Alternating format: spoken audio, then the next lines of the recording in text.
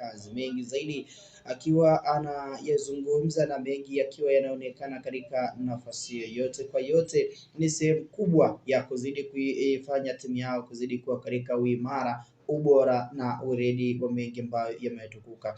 Wakati ambao tupo katika dirisha dogo la usajili, Yanga wanakwenda kufanya surprise nyingine ambayo imewashangaza watu wengi.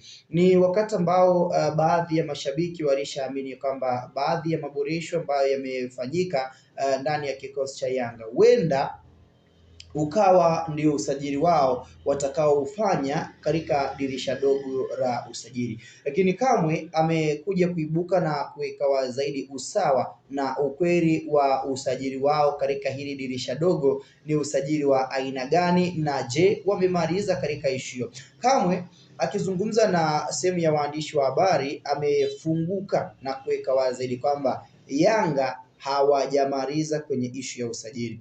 Bado kuna usajili wa nyota wawili ambao bado wanapaswa kuwajumuisha na kuwatambulisha katika upande huu. Licha ya kwamba akina Damaro Kamara wametambulishwa, akina Emmanuel Mwanengo, akina Alan Okero, lakini Kamwe anakwambia bado Yanga wana surprise ya kuweza kuwa surprise wananchi. Bado Yanga wana nafasi ya kuweza kuwatambulisha wachezaji wengine ambao wanakuja kuongeza nguvu na ufanisi mkubwa. Kamwe binafsi nitaomba ninukuu kile ambacho amekizungumza.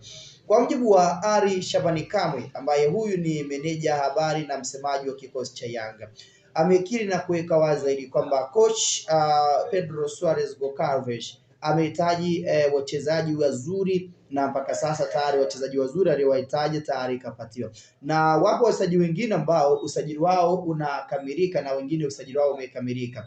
Muda wowote kuanzia hivi sasa Yanga wanamtambulisha pacha wa Dube ambaye ni Mayele mpya.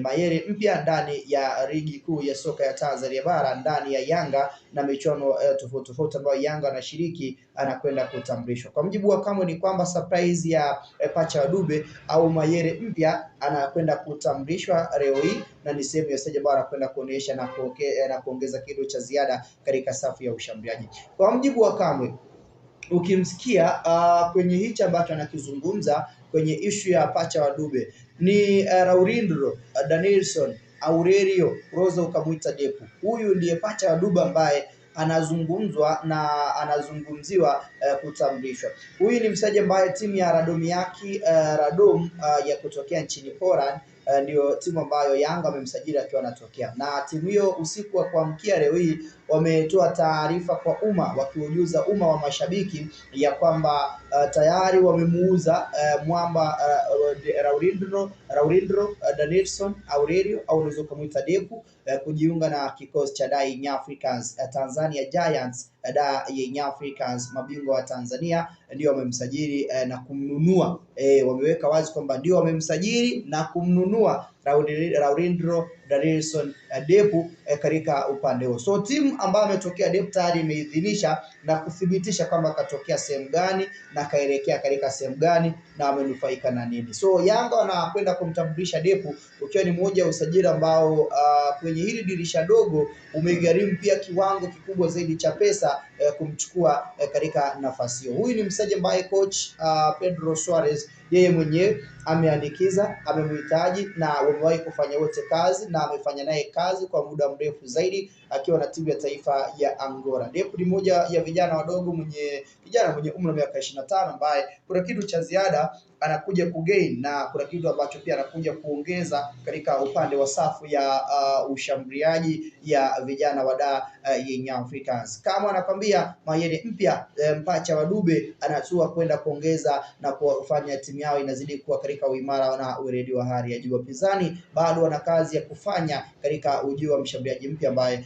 Kamwe anamzungumzia, lakini kama wakati anazungumza anasema wana surprise kama ambavyo walifanya surprise ya Mohamed Hussein Zimbwe Junior, kama ambavyo umekuwa ni mwendelezo upande wao walichofanya kwa Mkude kutoka upande wa watani zao kama walivyofanya upande wa Chama kutoka upande wa tani zao, kama ambavyo pia amefanya kwa upande wa Ibrahim Ajibu, basi kuna mchezaji mwingine wanamhitaji kutokea katika mitaa hiyo. Anasema timu yao ni mbovu, lakini wapo baadhi ya wachezaji wazuri ambao wanaonyesha kiwango bora zaidi. Na hapa sio mwingine, ni mmoja ya wachezaji ambao tayari Yanga inatazama kwa kina, na mzungumzia Morris Abraham. Ni wakati ambao Yanga mchezaji wao waliohitaji kumjumuisha kwenye kikosi Maruf Shakei kama namba 10, ni moja ya wachezaji ambao wamekosa nafasi kwa sababu zile nafasi za wachezaji wa kigeni zimejaa, na Yanga wameshindwa wamwachie nani baada ya Bara Musa Conte kugoma kuondoka ndani ya kikosi hicho kutolewa kwa mkopo ndani ya Singida Black Stars, akidai ya kwamba kama Yanga wanahitaji kumtoa kwa mkopo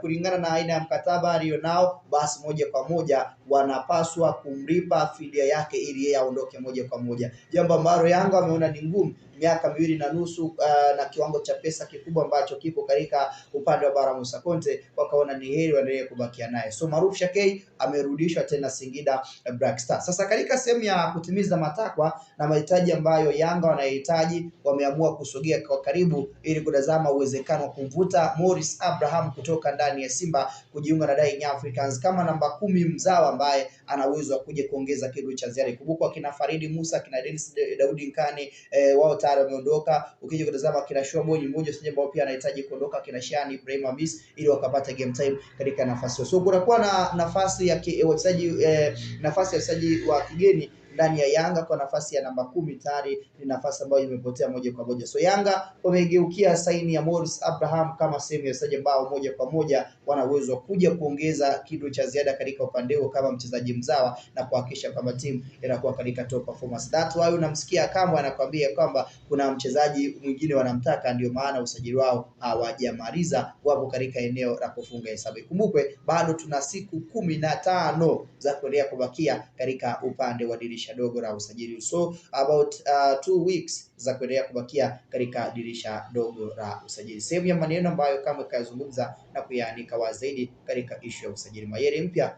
anakwenda kutambulishwa. Maoni yako ni yapi? Tupia comment yako.